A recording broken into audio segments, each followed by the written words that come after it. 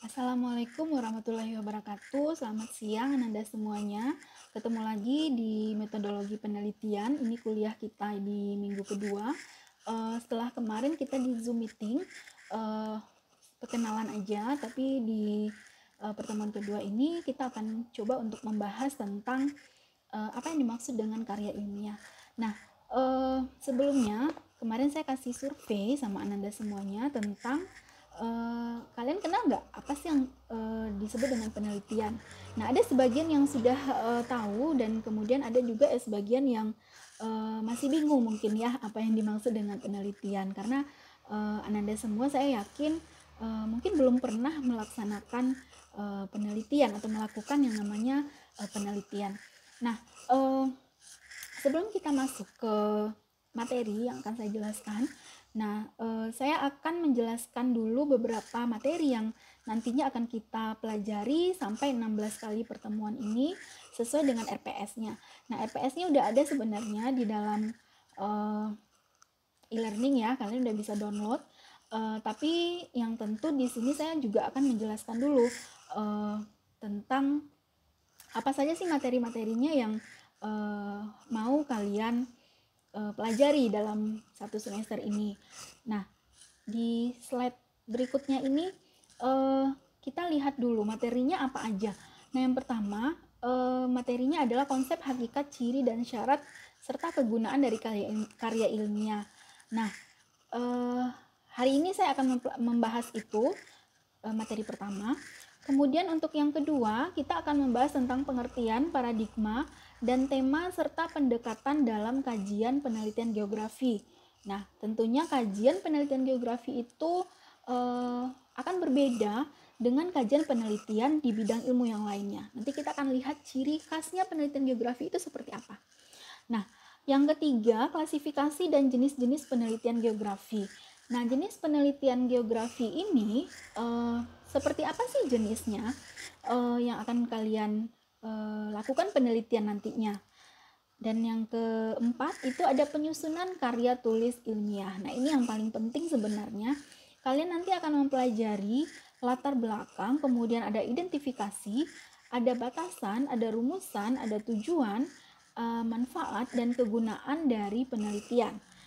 Nah, kemudian kajian teori, kemudian ada penelitian yang relevan, ada kerangka konseptual, dan hipotesis penelitian. Kemudian juga terkait nanti dengan kajian teori, penelitian relevan, kerangka konseptual, dan hipotesis penelitian. Nah, ini tugas kalian adalah akan membuat sebuah karya tulis ilmiah.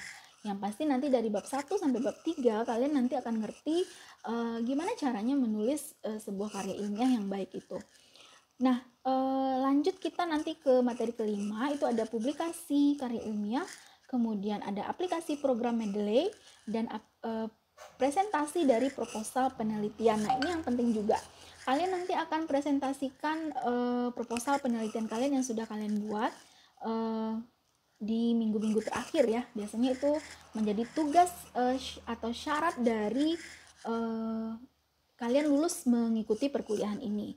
Jadi syaratnya kalian nanti harus membuat sebuah proposal penelitian yang nantinya bisa saja dijadikan sebagai rencana penelitian kalian nantinya, karena kalian kan udah masuk di semester lanjut ini. Nanti memang tugas akhirnya memang membuat sebuah karya ilmiah dalam bentuk skripsi. Nah, itu yang nanti akan materinya ada 7 ini ya yang akan kita pelajari dalam satu semester ini. Mudah-mudahan kalian selalu bersemangat walaupun kita kuliahnya daring. Oke? Nah, kita masuk dulu ke feedback ya. Kita masuk dulu ke feedback. Nah, di sini saya lihat feedback yang sudah saya bagikan kemarin ya. Saya udah bagiin pertanyaan di Google Form. Nah, siapa yang sudah tahu tentang penelitian? Nah, ternyata ini dari 24 mahasiswa yang mengisi ini hanya dalam seminggu ini ya, hanya 14 orang yang mengisi. Nah, saya nggak tahu yang lainnya kenapa nggak ngisi. Yang jelas 14 orang ini mereka sudah lebih maju. Artinya mereka sudah lebih ingin menggali lebih dalam tentunya di sini. Saya lihat 14 orang ini adalah yang sangat tertarik dengan mata kuliah ini. Saya nggak tahu yang 10 orang lagi seperti apa. Apakah memang belum mengisi atau memang belum melihat atau tidak tertarik sama sekali dengan mata kuliah ini, saya tidak tahu. Tapi ini adalah cara saya untuk mengetahui apakah Ananda tertarik dengan mata kuliah ini. Jadi saya kasih survei dulu. Nah, ini survei pendahuluan. Nah, survei pendahuluan ini tentunya juga merupakan hal yang sangat penting bagi saya, bagi Ananda semua yang sudah mengisi. Terima kasih. Saya ucapkan, pasti itu punya penilaian tersendiri, ada nilainya tersendiri. Kalian sudah tertarik dengan penelitian dengan mata kuliah ini. Nah, yang sudah mengetahui tentang penelitian itu ada 35,71% ya, ada 5 orang. Kemudian yang belum ada 7,1%, ada 1 orang yang belum. Ada yang sedikit tahu itu 57,1%. Itu jumlahnya 8 orang. Jadi kayaknya lebih banyak yang sedikit tahu. Tapi nggak apa-apa. Saya senang kalian sudah menjawab ini. Bisa kita lihat di pie chart-nya itu ada 14 orang yang sudah menjawab. Jadi lebih banyak yang sedikit tahu ya. Artinya rata-rata ini udah tahu ya.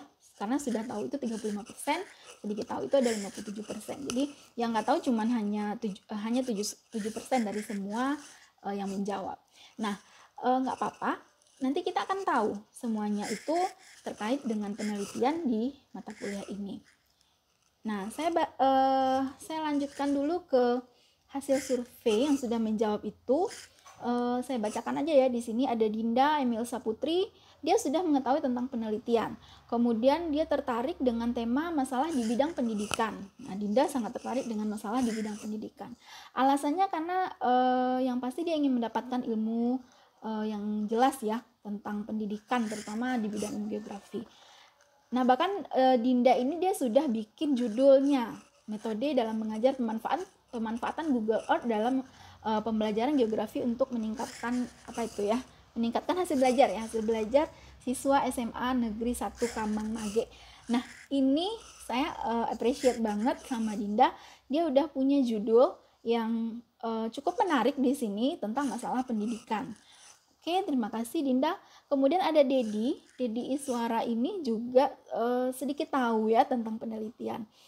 Juga tertarik dengan masalah pendidikan. Karena itu terputus ya, saya ngambil datanya terputus alasannya. Kemudian Trinanda Putra juga sudah tahu tentang pendidikan juga ya Nanda, pendidikan di tengah pusaran wabah corona. Nah, ini menarik banget nih. Mudah-mudahan Nanda bisa meneliti ini nantinya, bisa nanti kasih survei nanti ke SMA atau SMP yang nanti akan diteliti. Kemudian ada Yodi Maulana, sedikit tahu tentang masalah penelitian. Yodi tertarik dengan masalah ekologi dan kebencanaan ya Yodi ya. Berarti mungkin kemarin penjurusan atau peminatannya itu di ekologi dan kebencanaan. Yodi tertarik dengan analisis kandungan air tanah akibat pembuangan limbah pabrik PT Pulau Sambu. Nah, ini Yodi kayaknya udah lihat-lihat ya di daerahnya mungkin ya Yodi. Kemudian ada Chelsea Anggraini, sedikit tahu masalah ekologi dan juga kebencanaan juga, terkait dengan analisis pola wilayah likuifaksi ya Kota Padang. Nah, ini bagus banget nih Chelsea. Mudah-mudahan nanti judul ini bisa dijadikan sebuah proposal ya Chelsea ya, dengan melihat nanti seperti apa pola wilayah likuifaksi di Kota Padang. Ini bagus banget judulnya. Kemudian ada Wahyu Muhajir Rafiq, sedikit tahu tentang masalah pendidikan ya. Ini masalahnya pendidikan tapi belum ada judul ya Wahyu ya. Nanti boleh Wahyu pikirkan dulu judulnya terkait dengan tema penelitiannya. Kemudian ada Fitri Wulandari, ini analisis masalah lokasi dan ruangan. Nah, ini anak analog nih ya, karena ingin menyesuaikan mungkin dengan penjurusan atau pengkhususannya. Judulnya ini kira-kira analisis penggunaan lahan di Desa Sungai Mangkirai, Kecamatan Gunung Omeh terhadap hasil pendapatan petani. Jesigo, jeruk siam Gunung Omeh. Oke, ini bagus banget penelitiannya, mudah-mudahan nanti bisa direalisasikan. Kemudian ada Anggi Hastari, juga masalah lokasi dan keruangan. Ini juga judulnya pengaruh hasil kopi Arabica Kerinci terhadap perekonomian masyarakat Kerinci. Nah, ini wilayah banget ya, analisa wilayah banget terkait dengan sosial ekonomi masyarakatnya. Kemudian ada Novitriani, masalah lokasi dan keruangan juga, karena ingin mengetahui ya terputus. Judulnya kajian arus lalu lintas pada lokasi Pekanbaru. Kajian arus lalu lintas di Jalan Raya Pekanbaru mungkin ya, nanti bisa kita perbaiki, kalau judul itu nanti bisa kita perbaiki. Kemudian ada Anissa Rahmadani, itu juga masalah lokasi dan keruangan, ingin mengetahui dampak ya ini judulnya analisis dampak pengalihan lahan Bukit Batu Kapur menjadi lahan pertambangan batu kapur bagi keadaan ekonomi, keadaan sosial masyarakat di Nagari. Terputus ya, saya tadi nggak sampai di sana, di Nagari apa. Ini berarti ini tentang isu pengalihan alih fungsi lahan ya, dari Bukit Batu Kapur menjadi lahan tambang. Nah, ini bagus banget. Kemudian ada Lucy Buana tentang masalah ekologi juga. Banjir bandang yang terjadi di Kecamatan Parigadang, Kabupaten Solok Selatan. Nah, ini bagus banget ini. Di tentang banjir bandang ya. Mungkin nanti ini pembimbingnya boleh Bunda Erna Juwita, karena Bunda juga meneliti tentang banjir bandang di Solok Selatan. Nah, coba nanti dibikin dulu proposalnya ya Lucy. Dan kemudian ada Ricci Aldian, ini masalah ekologi dan kebencanaan juga, terkait dengan analisis tingkat kerentanan wilayah terhadap bencana banjir akibat adanya peningkatan lahan terbangun di Kota Padang. Nah, ini juga bagus banget. Karena di Kota Padang kita tahu bahwa banjir itu udah hujan sebentar aja udah banjir. Nah, seperti apa peningkatan lahan terbangunnya di Kota Padang. Nah, jadi ini nanti akan menjadi topik-topik penelitian yang sangat bagus sekali dari 14 orang ini yang terkait dengan penelitian. Terima kasih untuk yang sudah memberikan jawaban di Google di Google Form ya, di Google Form, dan saya sudah bacakan yang, dan tentunya ini kalian punya nilai tersendiri nantinya karena sudah menunjukkan ketertarikan atas metodologi penelitian. Oke, kita mungkin lanjut saja. Nanti untuk yang belum, saya akan kasih kesempatan lagi untuk kalian bisa menjelaskan apa saja yang akan kalian teliti, temanya apa kira-kira, dan nanti akan kalian buat proposal penelitiannya. Oke, kita lanjut dulu. Kita masuk ke konsep dasar karya ilmiah. Nah, di sini nanti kita akan membahas tentang, ada 4 ya. Ada hakikat karya ilmiah, kemudian ciri karya ilmiah, syarat-syarat karya ilmiah, dan kegunaan dari karya ilmiah itu sendiri. Nah, mungkin kalian sudah pernah baca skripsi atau tesis atau disertasi atau jurnal misalnya, atau sudah pernah bikin karya ilmiah mahasiswa PKM. Nah, kalau yang sudah pernah, saya yakin kalian sudah mencoba untuk menulis. Nah, sebenarnya di mata kuliah ini adalah memperlihatkan kemampuan kalian untuk menulis. Nah, jadi kita masuk dulu ke hakikat karya ilmiah ya. Nah, ini ada frame thinking of truth. Jadi frame thinking of truth ini adalah sebuah kajian ya, ilmu pengetahuan itu sebenarnya apa, kemudian apa saja metode ilmiahnya, apa yang dimaksud dengan metode penelitian, dan terkait nanti dengan menghasilkan sebuah karya, dan karya itu yang dikatakan dengan kebenaran. Nah, kita lihat di sini dalam ilmu pengetahuan itu, untuk menunjukkan sebuah ilmu pengetahuan atau untuk menemukan sebuah pengetahuan, yang paling penting itu adalah adanya proposisi, kemudian dalil, teori, fakta, dan ilmunya. Nah, khusus untuk kita di sini,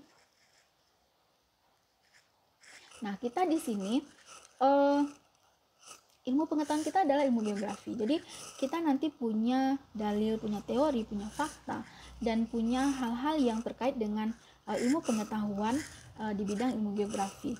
Kemudian nanti kita akan tambahkan, nanti kita akan gabungkan dia dengan metode ilmiah. Jadi metode ilmiah itu nanti bisa kita kaitkan nanti dengan cara-cara atau teknik yang digunakan dalam membuat sebuah penelitian. Jadi syarat dari sebuah metode ilmiah atau ciri-ciri dari sebuah metode ilmiah itu adalah sistematis, kemudian logis, dan juga rasional. Jadi metode ilmiah itu harus tersistem, harus terorganisir, itu sistematis namanya. Kemudian harus logis.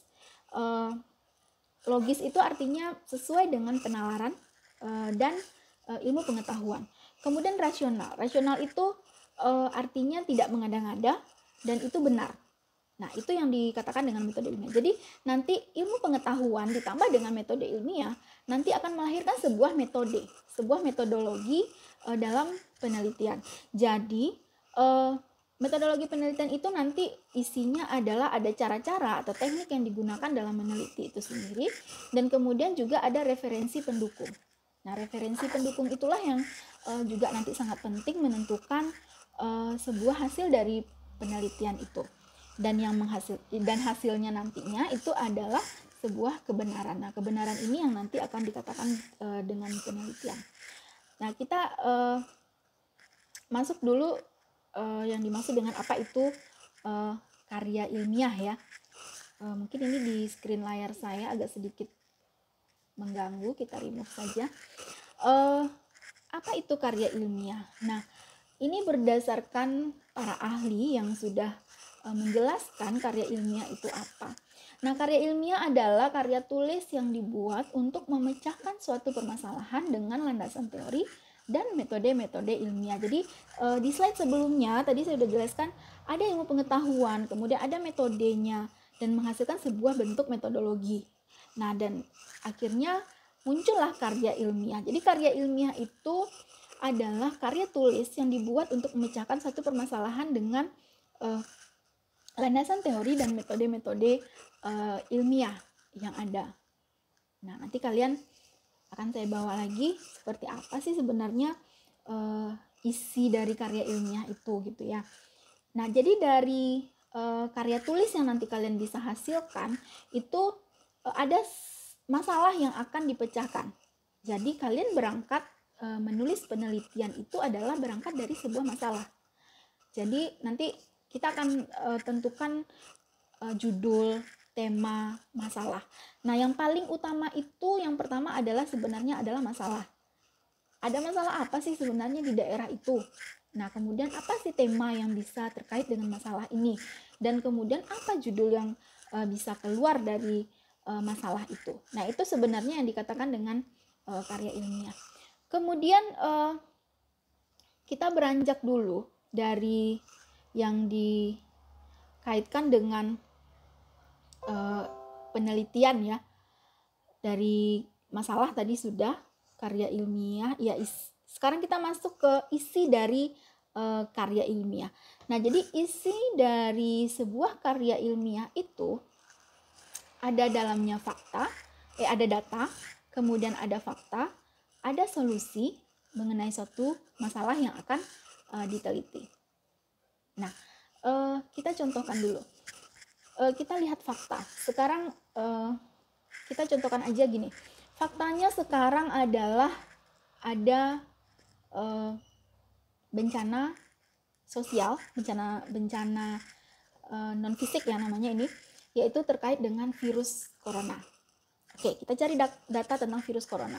Kita temukan data. Oh, ini data-data yang terkait dengan orang yang meninggal karena virus corona, orang yang sembuh misalnya, daerah-daerah yang terkena atau terjangkit dari virus itu sendiri.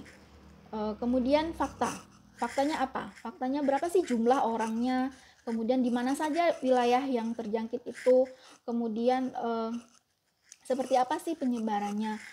Nah, kemudian kita ingin menemukan solusi yang terkait dengan permasalahan virus corona ini. Nah, apa solusinya?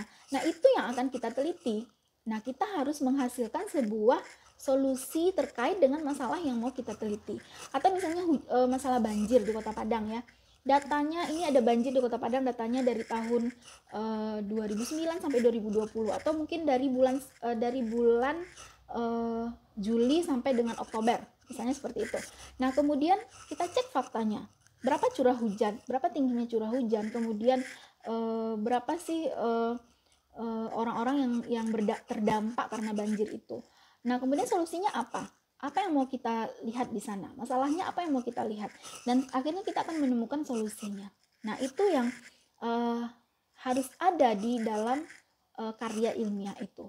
Nah, jadi seperti itu nanti yang penjelasan isi dari sebuah karya ilmiah. Nanti kalian akan coba ya untuk membuatnya. Nah, kita masuk ke ciri-ciri di sini. Nah, ciri-ciri suatu permasalahan yang diungkapkan secara logis, kemudian ada fakta, ada data yang kredibel atau data yang benar, dan ada analisis yang objektif. Jadi yang dimaksud dengan analisis yang objektif itu adalah analisis yang bukan berdasarkan perasaan si peneliti, bukan berdasarkan perasaan, tapi berdasarkan fakta yang ditemukan di lapangan. Jadi berdasarkan data yang ditemukan di lapangan.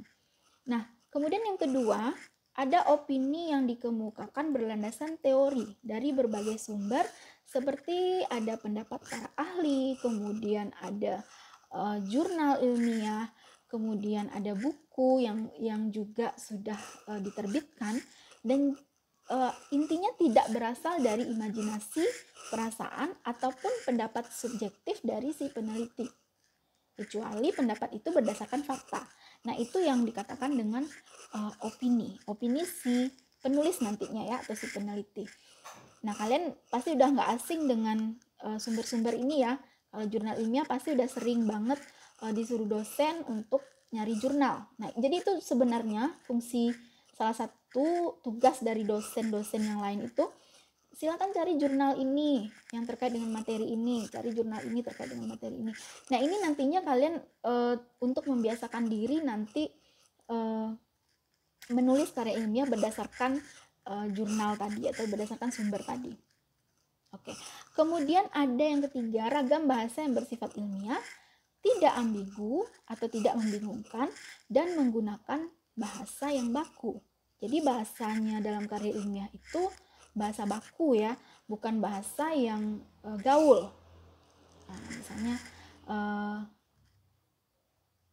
bahasa gaul, pokoknya yang nggak baku lah, yang nggak lazim yang ada di dalam karya tulis ilmiah. Jadi bahasanya memang harus baku, dan ejaannya juga harus benar ya, nggak ada yang singkatan-singkatan seperti itu, nggak ada, kecuali memang itu ada singkatan yang resmi. Nah, jadi itu ciri-ciri secara umum ya, 3 ciri-ciri penting dari sebuah karya ilmiah. Kemudian syarat-syarat karya ilmiah yang lain itu ada komunikatif, kalimat dapat dimengerti oleh pembaca, karena nanti karya kita akan dibaca ya. Kemudian kata dan kalimat yang disusun bersifat denotatif, kemudian bernalar, kemudian ekonomis. Nah, ekonomis ini maksudnya juga tidak ekonomis dalam penulisannya, itu nggak bertele-tele langsung ke masalah, langsung ke teorinya. Kemudian berdasarkan landasan teoritis yang kuat, kemudian juga tulisan harus relevan dengan disiplin ilmu tertentu. Jadi kalau kita orang geografi, berarti kita harus menulis karya ilmiahnya yang bidang geografi, jangan mengarah nanti ke bidang-bidang lain. Jadi intinya kita punya ciri khasnya. Kalau geografi ya berarti ciri khas kita adalah geografi. Kemudian memiliki sumber penopang yang mutakhir. Nah, tadi jurnal, kemudian buku-buku karya ilmiah para ahli ya, dan juga bertanggung jawab. Nah, ini yang penting sekali. Intinya kalian bisa mempertanggungjawabkan karya ilmiah yang kalian telah tulis. Nah, jangan nyontek punya orang, karya ilmiah orang lain, karena nanti kalian akan dicek oleh Turnitin. Nah, nanti kita akan coba seperti apa pula itu Turnitin. untuk melihat plagiasi ya, plagiat atau enggaknya kalian nulis itu. Nah, itu yang dikatakan dengan bertanggung jawab.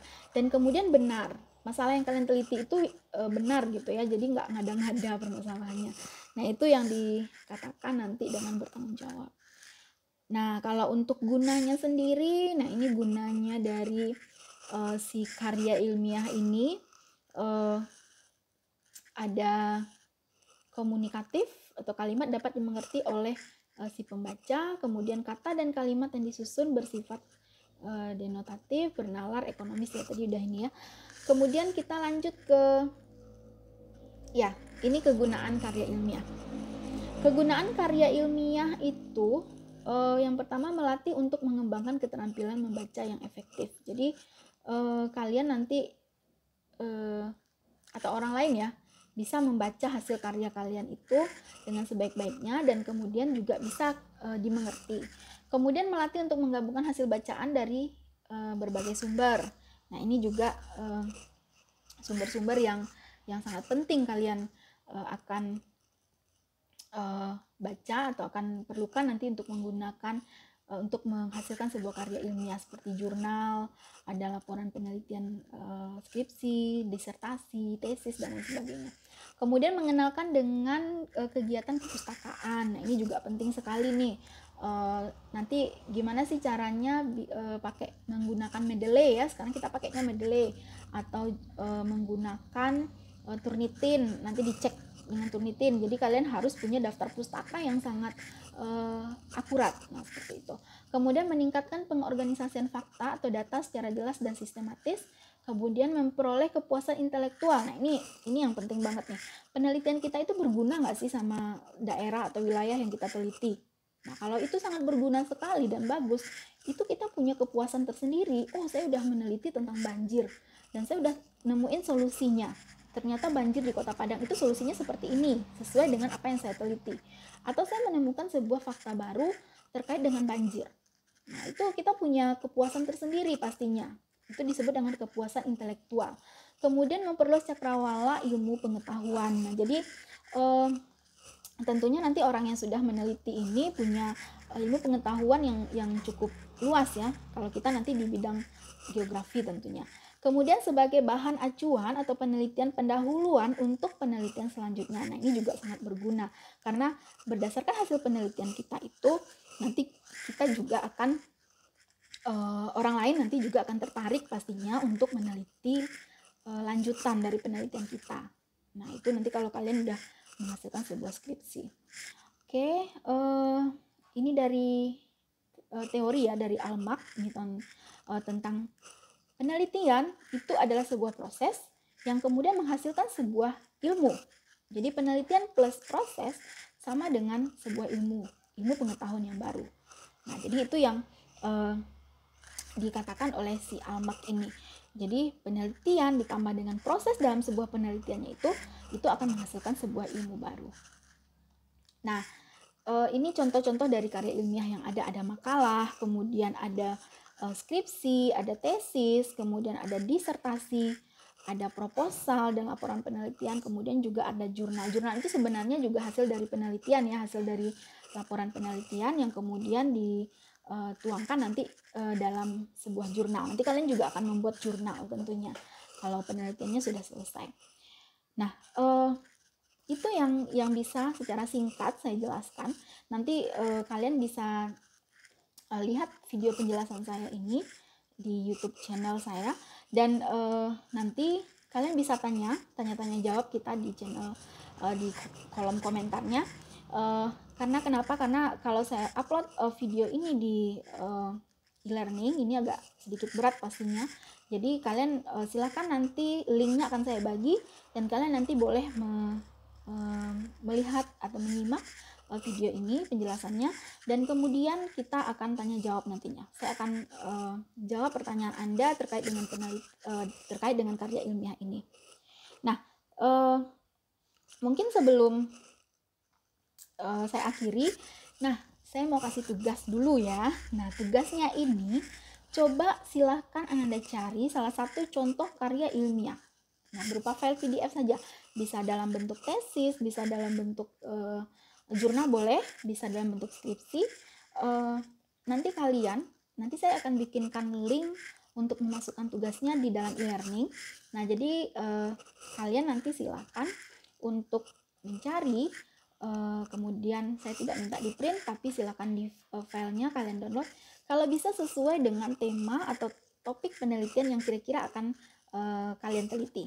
Nah, tadi kalau yang udah bikin ada 14 orang, itu udah gampang. Silakan dicari karya ilmiah yang terkait dengan bidang penelitian yang akan kalian teliti itu. Nah, itu tugas saya untuk minggu depan. Tapi sebelum mengakhiri, silakan nanti kita adakan tanya jawab di kolom komentar YouTube channel saya, dan silakan Ananda menyimak apa yang terkait dengan metode penelitian. Oke, saya nggak lama-lama karena memang kita menyesuaikan juga. Kalau di kelas mungkin ini akan cukup menarik ya, kita diskusi, tapi di sini kita nggak bisa. Tadi saya pengennya lewat Zoom, tapi karena keterbatasan waktu juga, kalau Zoom itu akan memakan kuota yang banyak juga mungkin ya, tapi nanti lain kali kita akan ketemu lagi lewat Zoom. Kita akhiri saja dulu. Terima kasih untuk kita semua, terima kasih untuk Ananda semua yang sudah menyimak penjelasan dari saya. Mudah-mudahan kita ketemu lagi, dan jika ada kesalahan saya mohon maaf. Wabillahi taufiq wa hidayah. Wassalamualaikum warahmatullahi wabarakatuh. Terima kasih.